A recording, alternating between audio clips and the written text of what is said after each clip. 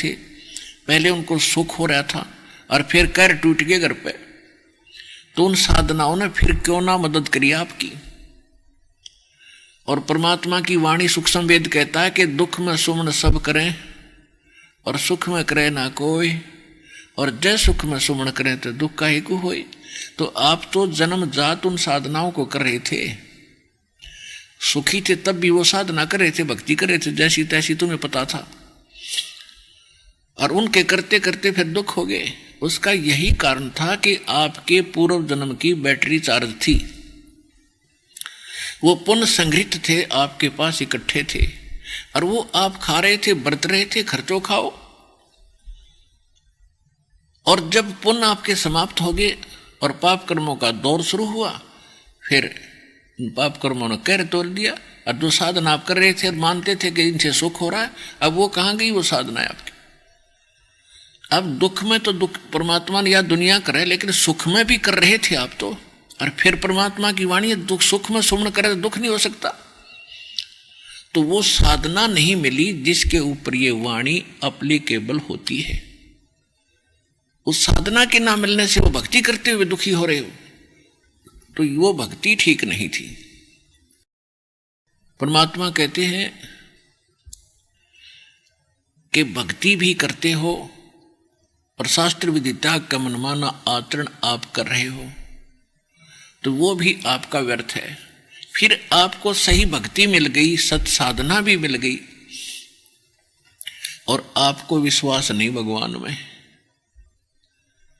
आप जो साधना कर रहे हैं उस पर विश्वास नहीं है, परमात्मा क्या कर सकता है,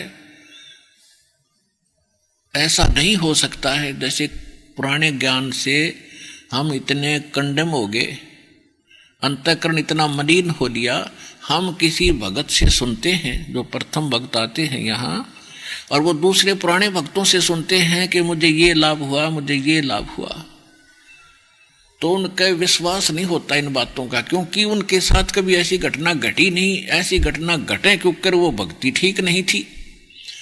अब कोई ये कहता है कि मैंने कनेक्शन लिया बिजली का और मेरा पंखा अपने आप चल रहा है, और दूसरा पंखा वो भी टांग रहा है और उसको कनेक्शन मिला नहीं, तार सारे फिट कर रखे हैं, कनेक्शन भी किकर का लटका बांध रहा, कोई उसने दे रखा हो तो कनेक्शन उसको पावर हाउस से संबंधित ना हो व्यक्ति, तो उसका पंखा नहीं चल रहा। वो कभी हवा में आप पे घूम लिया, वो दूसरी बात है कि कभी कभी चलता तो है पर इतना नहीं चलता जैसे आप कहते हो। और वो कह रहा है कि मेरा डटा नहीं डटता, ऑफ करूं जब बंद हो है, तो उसका विश्वास नहीं हो रहा किसको, जिसका कनेक्शन पावर से नहीं है। और वो झूठ नहीं बोल रहा क्योंकि वो उसका प्रयोग कर रहा है, उसका आनंद ले रहा है। तो ठीक इसी प्रकार जो आपको परमात्मा कबीर जी की पावर से दास से कनेक्शन मिल गया, उनके घर में वो सुख ऑटोमेटिकली होंगे ही होंगे। और दूसरे जो गुरु भी बना रहे हैं, उन गुरुओं के पास आगे कनेक्शन भगवान से है नहीं, तो वो समझ लो कि कर लठ का तार बांध गए, आगे तुम्हें कनेक्शन दे बैठा है, वो कति नरा निकम्मा आदमी है, उसका पावर से कनेक्शन नहीं है। परमात्मा से जोड़ नहीं जुड़ा हो व्यक्ति, जिसको तो आप गुरु मानकर उससे नाम लिए बैठे हो। जब आप पावर से जुड़े हुए किसी तार से जुड़ोगे तो फिर आपके भी पंखे ऐसे ही खखड़ाएंगे, ऐसे ही चलेंगे। फिर बात रही कि हो सकता है, फिर बात रही कि हो सकता है आपके पंखे में डिफेक्ट हो, कनेक्शन भी ठीक ले लिया हो आपने, तो फिर अपने पंखे ने संभाला, उसको ठीक कराओ, फिर काम वो तो होंगे ही होंगे। तो आपके अंतःकरण में विश्वास होना अनिवार्य है। तो दास आपको एक कथा सुना होगा।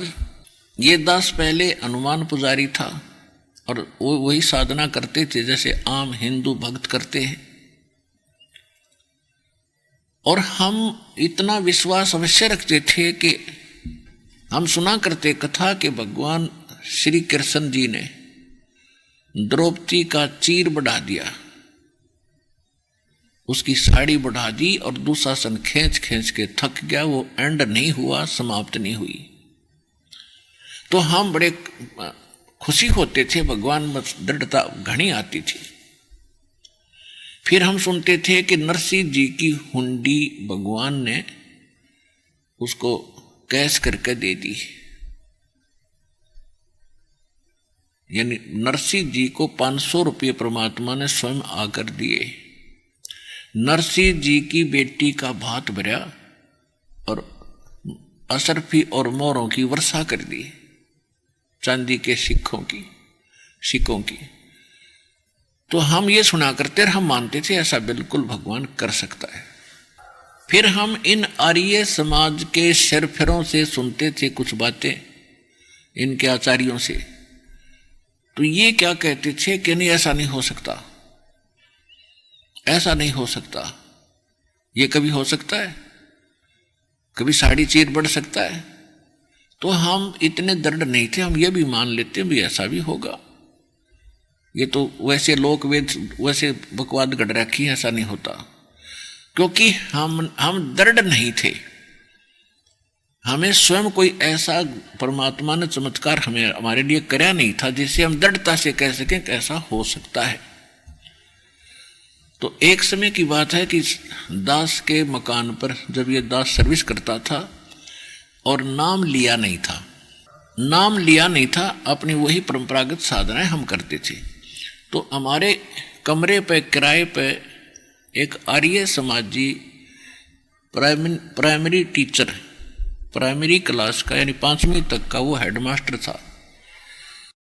दास से ऊपर आयु हो चुकी थी उसकी, और दास उस समय 35-36 साल की उम्र का होगा, 35-34 का। तो एक तो बुजुर्ग होने के नाते, एक टीचर और शिक्षक होने के नाते हमें उसकी बहुत आदर करता था। और वो आदमी ठीक था, नेक विचार थे, बढ़िया बोलन चालन में। तो उससे कभी ये चर्चा होती थी तो मैं पूछा करता था, जी क्या आप ये मानते हो कि भगवान श्री कृष्ण ने द्रौपदी की साड़ी बढ़ा दी थी? ने बोला नहीं, ये ऐसा कुछ नहीं है, ये तो वैसे लोगों ने बकवाद बना रखी है एक महिमा फोकट बनाने के लिए, ऐसा कुछ नहीं होता। तो हम मान जाते थे, क्योंकि वो पहले भी हमने किसी से सुना ही था। फिर एक नेक व्यक्ति शिक्षक आदमी कह रहा है तो सुलझा हुआ लगता, तो वो भी मान ली, हाँ चलो ऐसा भी होगा, नहीं होगा। लेकिन भगवान की आस्था फिर भी हृदय में बरकरार थी। फिर क्या दया करी दाता ने, कुछ ही दिनों के बाद दास को ये मार्ग मिल गया। ये मार्ग मिला तो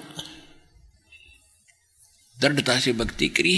भूख प्यासी थी आत्मा, युगों युगों से प्यासी है इसकी। खूब भक्ति करी, खूब बाणी पढ़ी, सुबह शाम दोपहर की डट आरती मंत्र सारे कुछ किए। तो एक बार दास ने सोचा कि अपने कमरे के ऊपर अलग से एक पूजा स्थल बनाऊं। एक गैलरी थी, गैलरी के ऊपर एक कमरा बना दिया 5.5 बाई 15 फुट का। उसके सामने खिड़की, पीछे खिड़की और सामने इधर छत की साइड में गेट और एक बड़ी खिड़की, झांकी लगा रखी।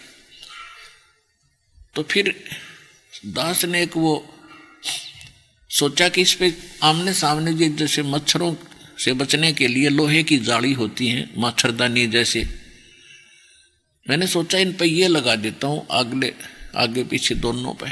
एक पर लगा रखी थी, लगाई आई थी, वो पुराना लाया था मैं, बड़ा जंगला किसी का उतरा हुआ था, जैसे पुराने जो मकान फोड़ रखा था, वो बढ़िया लकड़ी बताया करते, वो बढ़िया लकड़ी थी, वो लिया था। आमने सामने वाली के उसके जाली लगी हुई थी, उनका ठीक होना।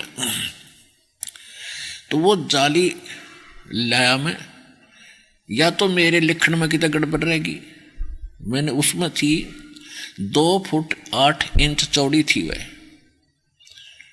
तो 2 फुट और डैश लगा का 8 इंच, वो अपने इसमें टेक्निकल भाषा में लिख रखी थी मैंने। 2 जाली इस साइज की मैंने उस लोहे वाले को दे दी कि ये पर्ची है भाई, ये 2 जाली काट के ऐसी सेट कर दे, बांध दे, मैं और सामान लेकर आता हूँ। वापस आया, उसके पैसे दिए, जाली उठा लिया। तो मैंने घर आकर के बच्चे से, बड़ा लड़का छोटी सी उम्र का था, 12-13 साल का, एक किराएदार था, वो 20-25 वर्ष का था, अन्य कोई किराएदार, उन दोनों से कहा, वो अच्छा भक्त था, सेवा करता था, कि ये दोनों जाली लगा दो, इन दोनों के जंगलों पर। उन्होंने सीढ़ी साढ़ी ला कर जुगाड़ जोड़ के और वो जाली लगाने लगे। वो जाली लगाने लगे तो उन्होंने कहा जी ये तो छोटी है।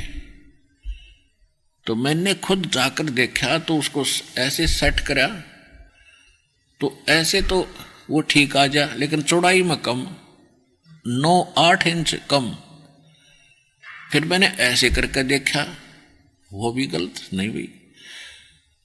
तो मन में आया कि भी उसने गलत काट दिया, छोटी दे दी। दूसरी देखी वो भी सेम। फिर इतना हमारा स्वभाव था कि वे किसी गिल क्यों माथा मारा, पता नहीं वापस करेंगे कि ना करेंगे, इसको रख दो उठा के। वो दोनों डाल दी, उसकी माँ ने उठा करके वो ऊपर स्टोर में डाल दी। 6 महीने बीत गए। उसके कुछ दिन के बाद दास ने ये पुस्तक छपवाई भक्ति बोध, और दास पुस्तक छपवाकर अपने गुरुदेव को दिया करते थे, और गुरुदेव उनको फिर अपने भक्तों में बांटा करते थे फ्री ऑफ कॉस्ट, जिनको दीक्षा देते थे। दास को उस समय दीक्षा देने का अधिकार नहीं था, अपनी भक्ति करता था, जितनी सेवा हो सकती थी उतनी सेवा भी करता था। मेरे पूज्य गुरुदेव जी अधिकतर पंजाब में रहते थे। उनका पंजाब के अंदर 3 स्थान थे, एक खन्ना में, एक मोगा में, एक तलवंडी भाई जिला फिरोजपुर में, और चौथा था नजफगढ़ के अंदर अनाज मंडी के पास।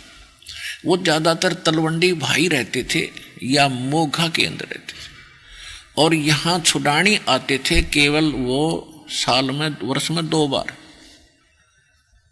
एक तो गरीबदास जी का बोध दिवस होता था मार्च में, और एक उनका होता था भादवे के अंदर निर्वाण दिवस गरीबदास जी का। तो उन दिनों आते थे। तो उस समय दास ने वो पुस्तक बनवा कर रख ली गुटके भक्ति बोध के, और उस पूजा स्थल पर एक तख्त रख के उसके ऊपर रख दी कि गुरुजी आएंगे उन्हें दे दूंगा। तो तब वो फागुन में आने थे, फाल्गुन में, तो तब तक एक रेनी सीजन, वर्षा का मौसम भी जा चुका था। तो मैंने क्या देखा कि जिस खिड़की में वो जाली नहीं लगी थी उसके अंदर से चूहे घुस गए और उनको काटना शुरू कर दिया पुस्तकों को। मैंने इन बच्चों से कहा कि भाई जो वो जाली थी दोनों, वो छोटी तो थी, उन दोनों को ओवरलैप करके एक खिड़की को कवर कर दो, दूसरी तो गली में है, उधर से चूहे आते नहीं, और ये अंदर की साइड में मकान से इसके अंदर घुस रहे हैं, तो इन दोनों को एक दूसरे के ऊपर करके इसने कवर कर दो। ऐसा दास कहकर अपनी ड्यूटी पर चला गया। तो ये बालक था, बड़ा लड़का छोटा ही, उसकी माँ कहती रही तेरा पापा कह गया है तो इसने लगा दो। दोनों भाई लगा के सीढ़ी साढ़ी। वही किराएदार जिसके सामने वो छोटी सिद्ध हुई थी, तो वो किसी फैक्ट्री में नौकरी करता था। वो शाम ने 5 बजे के बाद आया और मैं आया 6 बजे। तो मुझे तो लगन थी आते ही कि उन्हें लगा दी होगी तो ठीक है ना, मैं साथ लग कर लगवाऊंगा, वो तो घना खराब कर देंगे चूहे। मैंने आकर देखा खिड़की लगा रखी जाली, और एक जाली वहीं पड़ी नीचे जहां वो लगा रहे थे, वहीं पर नीचे, और वो खेलने चले गए। मैंने इनकी माँ से पूछा कि ये जाली बदलवा लाए क्या ये बच्चे? तो वो कह रही थी कहाँ बदलवाओ थे, आपके जाते कहने लगी थी। मैं इसने भाई इसने लगा दे, यू खेलता रहा, तेरे आपके आने का टाइम हुआ जब ये न लाई है, दोनों ने डरता ने। अब मैंने उतार कर दिया स्टोर से चौकी। तो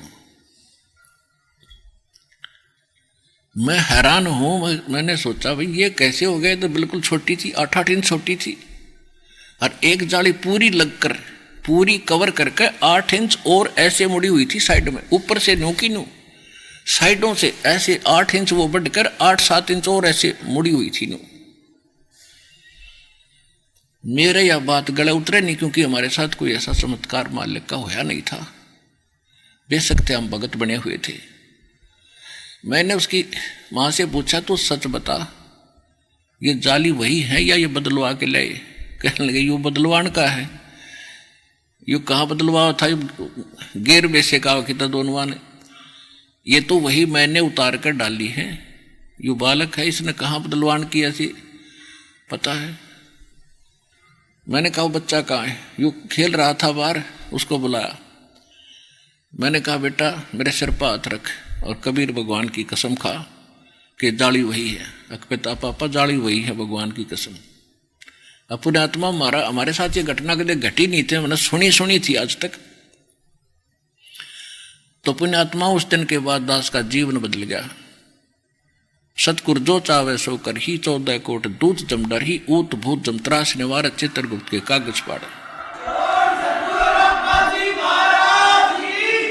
तो फिर उस किराएदार से पूछा मैंने कि भी सच्ची बताओ कि जी अभी आंटी ने उतार कर दी थी स्टोर से, हम दोनों लगाई है। मैंने उनसे कहा कि भाई ये छोटी नहीं थी जब तुम लगा रहे थे, तब उसको याद आया कहाँ ये तो छोटी थी और मेरे सामने ये स्टोर में डाली थी पहले। तो कह रहे तो आश्चर्य हो गया। वो बोला बेटा मुझे मालूम है क्या हो गया। तो फिर दास को इतना दृढ़ विश्वास हुआ और उसका ये प्रतिफल ये हुआ, यू बाग लाग गया भगवान का। जब तक हम डगमग है विश्वास नहीं होगा तो हम भक्ति भी नहीं कर सकते। कोई ना कोई हमें डगमग करके हमारी भक्ति और रास्ते का नाश कर देगा। तो फिर जो लगन लगी इस दास के, अब चाहे कोई सारा देश न्यू का भगवान न्यू नहीं कर सकता, दास नहीं मान सकता। भगवान ना नहीं, फिर वो कुछ कर ही नहीं सकता, तो वो तो नकली आदमी है। तो कुछ दिनों के बाद क्या हुआ कि फिर मैंने सोचा कि ये कितना अच्छा आदमी है, आर्य समाज का जो व्यक्ति है, दयानंद के विचारों से प्रभावित है और ये नहीं मानता कि भगवान कुछ ऐसा कर सकता है। तो ये बहुत अच्छा आदमी है, मेरी बात ने जरूर मानेगा, क्योंकि मैं कोई लटोटर करनिया ना, मैं कोई दुनिया को ठगने वाला नहीं ना। कोई जब तक उपदेश देने का भी आदेश था, कोई ने सोचा लालच में कर रहा होगा, तो इसको मेरी बात का विश्वास होगा। और कोई मैं अनएजुकेटेड नहीं, जूनियर इंजीनियर की पोस्ट थोड़ा बहुत पढ़ा भी हूँ, तो मेरी बात शायद यूँ जरूर मानेगा। तो मैंने उसको बुलाया अपने बैठक में, ड्राइंग रूम में, और उनसे फिर चर्चा शुरू की। बच्चे वहीं बुला लिए, इनकी माँ बुला ली, और मैंने कहा जी मास्टर जी क्या आप मानते हो कि भगवान श्री कृष्ण ने साड़ी बढ़ा दी थी? कैसी बात करते हो आप? नहीं नहीं ऐसा कुछ नहीं हो सकता। मैंने कहा कि देखो ये सामने जाली लगी है बाहर, आप देख लो बेशक, और ये जाली छोटी थी 8 इंच, 8 इंच तक पूरी होगी, 8 इंच और बढ़ रही है, यानी लगभग 16 इंच ये और बढ़ गई हमारी जाली, लोहे की बढ़ गई। आप विश्वास करो हमारे पे। वो एकदम लाल हो गया, कैसी बात करते हो, ये कभी हो नहीं सकता, अब मेरे सामने करके दिखाओ। मैं बड़ा हैरान हुआ, यार आदमी दिखा था बढ़िया, ये तो गोबर है कतिया डंगा डांगर, क्या बोला कहते आप करके दिखा। मैंने कहा जी मैं ये नहीं कहता कि मैंने कराया, भगवान ने किया, कैसे मैं नहीं मानता। तो मैं चुप हो गया और अंदर से दुखी हुआ। तो दुखी आदमी का चेहरा भी बदल जाता है।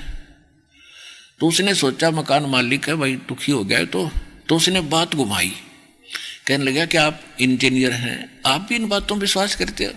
मैं नहीं बोला उससे कुछ भी। कहने लगा देखो मैं बताता हूँ महर्षि कैसे होते हैं। महर्षि दयानंद इतने पहुंचे हुए महापुरुष थे कि एक समय वो कमरे में बैठकर योग अभ्यास कर रहे थे, आसन पदम लगा के, और वो जमीन से उठते थे और छत के सिर लगा के वापस आकर जमीन पर बैठ जाते थे। और उसको देखने वाला एक नौकर था, दूध के लिए खाने के लिए बताने गया था, झांकी से देखा, औरों को बुलाया, यानी वो प्रमाणित करना चाहता था कि मैं झूठ बोलता हूँ, यानी इस प्रकार घना न देखा हो।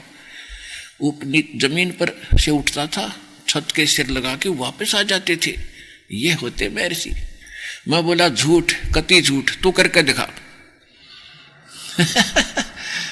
मेरा दाव लग गया फिर।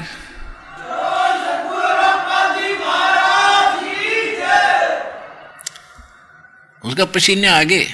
ने बोला तो ये कबीर पंथियों ने आपको घड़ा छाना बना दिया, जवाब देने लग गया। मैं जवाब देने लग गया, मेरे साथ बीत गई, इसलिए आज मैं आपके सामने कहना पड़ा कि आप गलत मिसगाइडेड हो।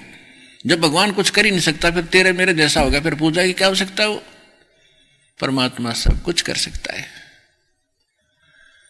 तो कहते हैं क्या होत हरि नाम से जो मन में नहीं विश्वास। भक्ति से क्या होगा जब विश्वास नहीं कि परमात्मा कुछ कर सकता है। एक समय एक नगरी के बाहर जंगल में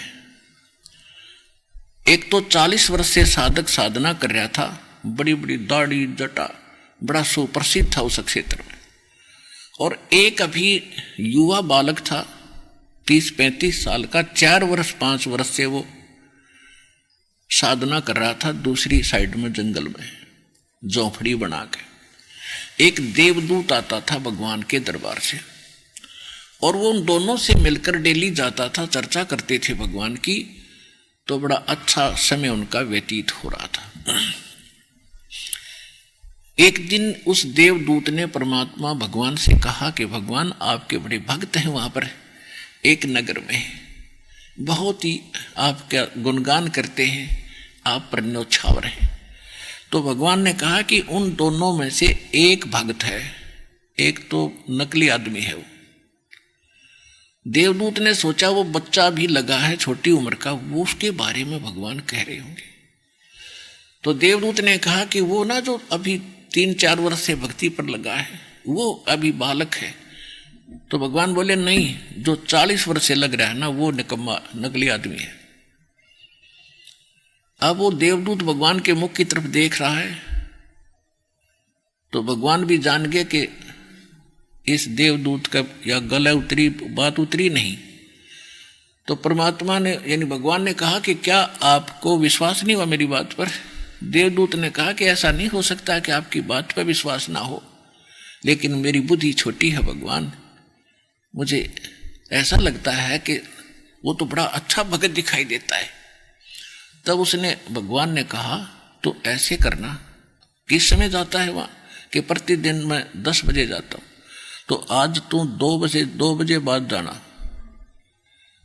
और उनको ऐसा ऐसा कहना और फिर उनका उत्तर जो वो दे तुझे अपन निर्णय हो जाएगा भगत कौन सा है। तो वो 2 बजे पहुंचा, उन्होंने बहुत इंतजार की कि आज क्या बात है, वो देवदूत नहीं आया। तो पहले गया वो उसका इतना था वो तो भगत पक्का है, 40 साल से भक्ति कर रहा है। उसके पास गया तो उसने कारण पूछा, देवदूत आज लेट क्यों आए, क्या कारण था? स्वस्थ तो हो। देवदूत ने कहा कि क्या बताऊं भगत, आज तो भगवान ने अनहोनी कर दी,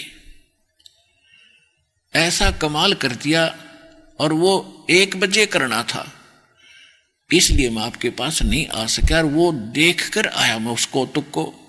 तो उसी दिन पूछा भगत ने कि क्या किया भगवान ने? कि परमात्मा ने सुई की नाके में कह हाथी निकाल दिया। तो वो कहता 40 वर्ष वाला कि ऐसी झूठ बोल देवदूत, किसी का जच जा, ये कभी हो सकता है क्यों सट्टे मारे। अब वो देवदूत भगवान की बात याद आती है, अरे सचमुच ये तो पशु है, जब इसका इतना विश्वास नहीं भगवान क्या नहीं कर दे, फिर क्यों डलेड हो रहा है ये।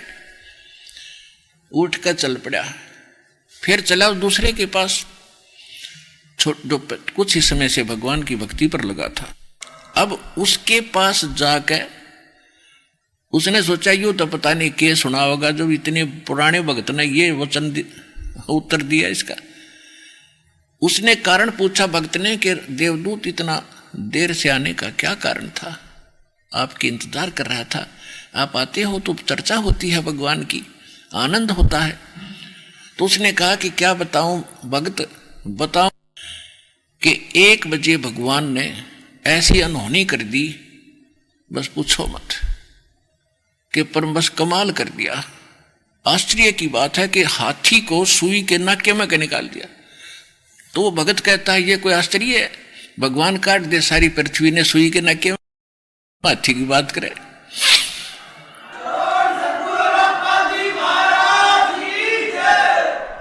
वो देवदूत ने उस बच्चे को सीने से लगा दिया, धन है तेरे माता पिता जिनसे जन्म हुआ। जब भगवान पे विश्वास नहीं है तो फिर डले क्यों ढो रहे हो, क्यों भक्ति कर रहे हो? भगवान जो चाहे सो कर सकता है। क्या बताते हैं सूक्ष्म वेद में गरीबदास साहिब ने परमेश्वर कबीर जी की महिमा बताई है। मौला थल से जल करे और जल से थल कर देत, साहेब तेरी साहेबी श्याम कहूं के श्वेत।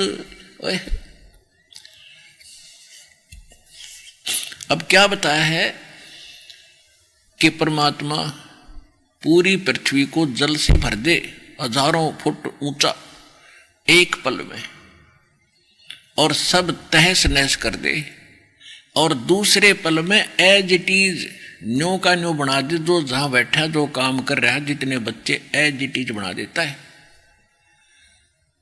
तो कहते हैं परमात्मा तने भला कहूं या बुरा कहूं। एक भक्त था,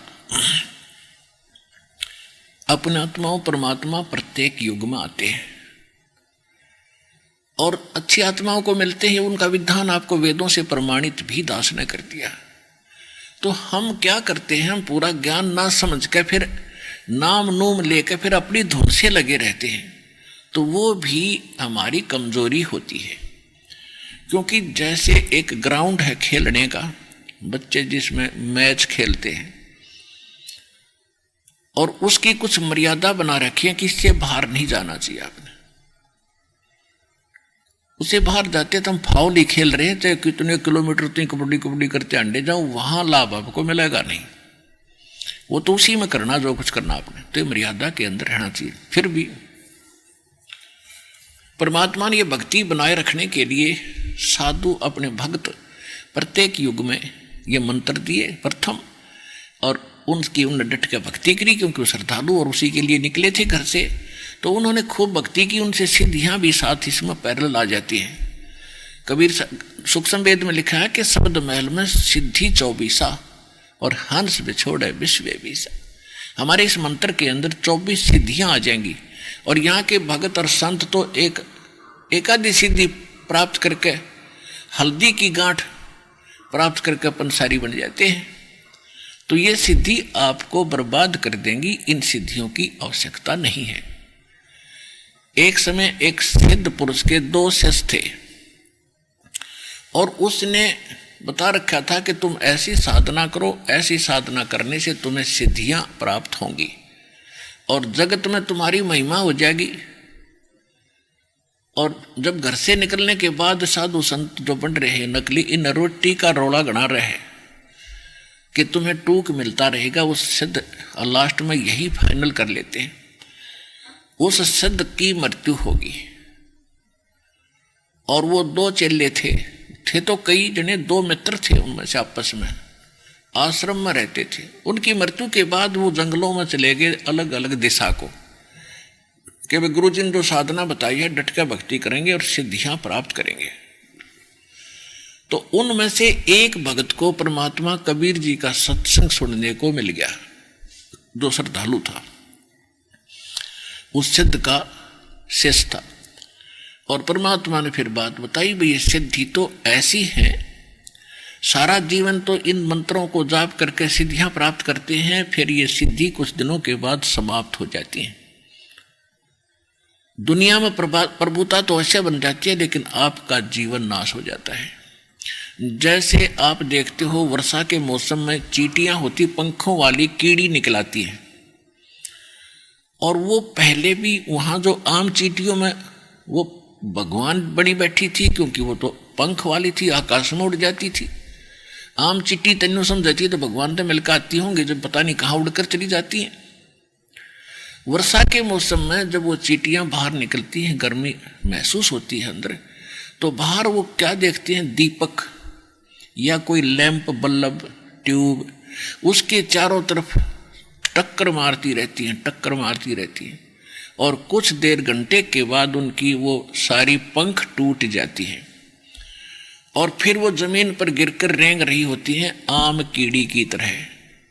यानी वो पंख टूटने के बाद वो चींटी की चींटी है, पहले भी चींटी ही थी, उनका भ्रम हो गया था, आकाश में उड़कर पता नहीं के पा लिया। ऐसे ही ये सिद्ध पुरुष है जो सिद्धियां प्राप्त कर लेते हैं, तो आम जनसाधारण से ऐसा लगता है तो वह भगवान से मिलाए होंगे। एक सिद्धि आकाश से उड़ जाई, एक सिद्धि जल पैर न लाई, एक सिद्धि कुछ खाव न पीवे, एक सिद्धि जो बहुत दुख दीवे, एक सिद्धि तन हंस नहीं आ रहा। एक सिद्धि ऐसी होती है शरीर को छोड़कर ये प्राणी निकल जाता है, पता नहीं कहाँ कहाँ घूम कर फिर वापस आ जाता है। एक सिद्धि ऐसी होती है जल के ऊपर ऐसे चलते हैं जैसे थल पर चलते हैं। तो उस भगत का यह बात समझ में आ गई कि यह तो बात बिगड़ गई भाई, बहुत गलत हो गया, मैं तो सिद्धि के लिए अब धक्के खा रहा हूं। तो उस परमात्मा जब आए हुए थे कबीर जी, पता नहीं किस रूप में आ जाते हैं वे साधु, और फिर भक्तों को दीक्षा देते हैं, उनको चार्ज कर जाते हैं। तो उस भगत का वह बात समझ में आ गई, और वो परमात्मा उनको उसकी लगन देखकर उस भक्त ने, परमात्मा जब आए थे परमेश्वर, उस बच्चे की लगन देखकर, क्योंकि घर से निकला था, पहले सिद्ध का चेला हुआ, वहां डट कर भक्ति करी, फिर वहां जाकर भगवान की यथार्थ ज्ञान मिला, उस गुरु परमात्मा गुरु रूप में बैठे थे, उस गुरु के प्रति बड़ी लगन श्रद्धा से उसने समर्पित भाव से भक्ति की। तो उस गुरु ने उस सिद्ध के शिष्य को आदेश दे दिया कि बेटा तू दीक्षा दिया करिए, अब कल के बाद मैं नहीं रहूंगा संसार में। तो परमात्मा अंतर्ध्यान हो गए। अब वो अपना जैसे भी गुरुजी ने बताया था वो मंत्र देने लगा और वो भक्ति करने लगा। एक दिन कोई समागम था इनका, वहां पर ये सभी साधु संत इकट्ठे हो गए। उधर से वो जो उसका जो चेला था और ना उसका साथी था, उस सिद्ध पुरुष का चेला जो सिद्धियों के लिए निकला था और ये भी सिद्धियों के लिए निकला था, ये दोनों इकट्ठे हो गए 12 वर्ष के बाद। 12 वर्ष के बाद जब दोनों मिले, कुशल मंगल पूछी, फिर पूछा भी आपने क्या पाया, आपने क्या प्राप्ति हुई। तो जो परमात्मा कबीर जी का शिष्य हो गया था वो कहने लगा भी मैंने तो सब कुछ पा लिया। तो दूसरा चेला जो उसका साथी था सिद्ध का चेला, वो कहने लगा कोई करामात दिखा कि नहीं, साधु करामात नहीं दिखाते, और वो साधु निधि से करामात ना हो, यानी साधु चमत्कार नहीं दिखाते, परमात्मा का विधान है। और वो संत भी नहीं जिससे कोई चमत्कार ना हो। एक तो चमत्कार दिखाना ये होता जा तेरा न्यू हो जाएगा, तेरा नाश हो जाएगा, साधु नहीं ऐसा कहेंगे। और वो संत ने जिससे चमत्कार ना हो, आप यहां देख रहे हो कितने चमत्कार होते हैं, दास नहीं कहता कि तेरा न्यू भगवान करेगा भाई, और सब कुछ हो रहा है, और वो चमत्कार दिखाते हैं बकवाद करके। तो कहने लगा भी नहीं, साधु चमत्कार नहीं दिखा करते। तो कहने लगा तैने क्या किया भाई, 12 वर्ष में कोई बात है, मैंने तो बहुत कुछ पा लिया। तो परमात्मा का कबीर जी का शिष्य हुआ था, उसने पूछा भाई क्या पाया आपने, बताइए क्या दिखाऊं। अगर देखा जिस दरिया के किनारे वो बैठे थे उस दरिया के ऊपर वो ऐसे चला गया जैसे थल पर जाते हैं, और जाके वापस आ गया। कहने लगा देखा मैंने क्या कमाई कर ली। और बोला खा कमाई कर ली 12 वर्ष में, 2 अन्य कमाई करी इतने, एक अन्य में किश्ती वाला परली साइड में छोड़ दिए, एक अन्य में उल्टा लिया हुआ है। 12 साल में 2 अन्य की कमाई करी इतने, जीवन नाश कर लिया। बोले अब एकदम वो सहम गया कि यह बात भी सच्ची है, किश्ती में बैठ के जा सके आदमी, क्या इससे तो कला टूट गया। तो वो बैठ गया उसके पास, फिर भाई बात क्या है और क्या करना चाहिए। कहने लगा भाई ऐसे ऐसे उसने सारा गान सुनाया, वो रोने लग गया। कहने लगा भाई मैंने तो जीवन नाश कर दिया। और वो कौन है वो संत जिसने आपको ऐसा ज्ञान दिया, वह मुझे भी बता, मैं भी उसका शिष्य बनूंगा। फिर वो भगत रोने लग गया, परमात्मा का जो शिष्य बना था। तो सिद्ध के शिष्य ने पूछा आप क्यों रोए। कि मैं इसलिए रोया कि जो यदि मैं आपको जिससे नाम दिलाना था वो संत नहीं रहे, अब चले गए अचानक। तो वो इतना तो उनको ज्ञान होता है कि संत जाने से पहले कोई ना कोई व्यवस्था करके जाते हैं, उन्होंने किसी को आदेश दिया होगा दीक्षा देने का, मैं उससे ले लूंगा कि उस जिसको उन्होंने आदेश दिया उसे तू दीक्षा नहीं ले, क्योंकि कारण क्या था कि जो शब्द के वो शिष्य थे दोनों, इनमें जूनियरिटी सीनियरिटी बहुत दिन तो चल रही है। वो पहले शिष्य बना था जो 12 वर्ष डलेड हो गए, सिद्धि सीखी थी, और जो परमात्मा का भक्त बना वो बाद में उस सिद्ध का शिष्य बना था, वो सीनियर था उससे, और वो भगत जो परमात्मा का बना वो जूनियर था। तो ये जूनियर सीनियर की बीमारी और आग लग रही सब जगह। तो कहने लगा भाई जिसको वो आदेश दे गए ना आप उससे दीक्षा नहीं ले सकते। तो सिद्ध के चेले ने कहा भाई ऐसी कौन सी बात है, क्यों ना लूंगा, मैं नाम लूंगा, अपना कल्याण करवाना मैंने। तो उसने बताया कि भाई इस दास को आदेश करके गए हैं वो नाम देने का, और तू मेरे से सीनियर है, ये तेरी नाड़ मुड़े को नहीं, और नाड़ मुड़े बिना यू काम चले नहीं, तेरी गर्दन नहीं मुड़े।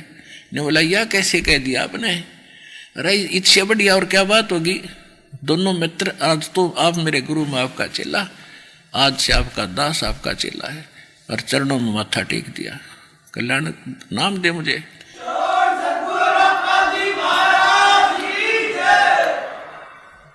तो पुण्यात्मा कहते हैं वक्त पर है सौदा करे, और भाड़ में जाओ वो नकली ज्ञान है। तो ये साधु संतों के लक्षण होते हैं, और ऐसे ये भक्ति मार्ग अपना प्रफुल्लित होगा। इस प्रकार हमने इस मार्ग को आगे बढ़ाना है। अपनात्मा हमने अभी तक लोकवेद सुने हुए थे,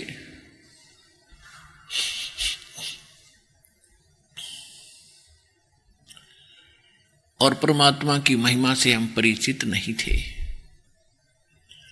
जिस कारण से हम भक्ति ना प्राप्त कर सके ना कर सके। जब तक हमें सारा ज्ञान होगा इन ऑल रेस्पेक्ट तभी हम भक्ति कर पाएंगे। धर्मदास जी को परमात्मा मिले थे, और फिर परमात्मा से परिचित होने के बाद वो उनके प्रति कितने समर्पित हुए थे। धन धन सतगुरु सत कबीर भगत की पीड़ मिटाने वाले। धन धन सतगुरु सत कबीर भगत की पीड़ मिटाने वाले, भक्त की पीड़ मिटाने वाले, भक्त की पीड़ मिटाने वाले। धन धन तो कबीर भगत की पीड़ मिटाने वाले। रहे नल नील यतन कर हार, तब सतगुरु से करी पुकार। रहे नल नील यतन कर हार, तब सतगुरु से करी पुकार। जा सतरे खालखी अपार सिंधु पे सिला तिराने वाले। जा सतरे खोल की अपार सिंधु पे सिला तिराने वाले। धन धन सतगुरु सत कबीर भगत की पीड़ मिटाने वाले। सर्प ने डसी जब जा इंदरमती, रही उकुलाए आपने तुरंत करी सहाय। बैरूली मंत्र सुनाने वाले, आपने तुरंत करी सहाय। बैरूली मंत्र सुनाने वाले। धन धन सतगुरु सत कबीर भगत की पीड़ मिटाने वाले। धन धन सतगुरु सत कबीर भगत की पीड़ मिटाने वाले। दामोदर सेठ के हों थे अकाज, अर्ज करी डूबता देख जहाज। दामोदर सेठ के हों थे अकाज, अर्ज करी डूबता देख जहाज। लाज मेरी रखियो गरीब नवाज, समुद्र से पार लंघाने वाले। लाज मेरी रखियो गरीब नवाज, समुद्र से पार लंघाने वाले। धन धन सतगुरु सत कबीर धन धन सतगुरु सत कबीर भगत की, पीर मिटाने वाले कह कर जोड़ दीन धर्मदास दरस दे, पूर्ण करियो आस कह दीन धर्मदास दरस दे, पूर्ण करियो आस, मेटियो जन्म मरण की तरास, सत पद प्राप्त कराने वाले, मेटियो जन्म मरण की तरास, सत पद प्राप्त कराने वाले, धन धन सतगुरु सत कबीर भगत की, पीड़ मिटाने वाले। साथ साहेब